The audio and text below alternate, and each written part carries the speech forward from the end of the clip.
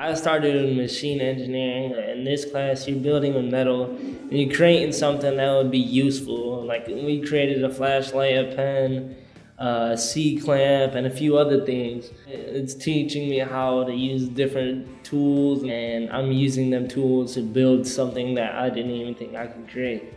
The students are good because we all become friends, even though we've been on like a virtual thing. So far, I know how to make a code from Toolmaker and put it into the CNC. I can turn it on and make the CNC run the whole course smoothly.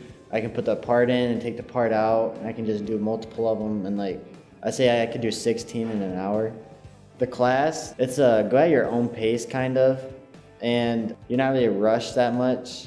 But if you do stuff, then it benefits you because you could go from first year and get a job right away. I'd highly recommend it. It's amazing class.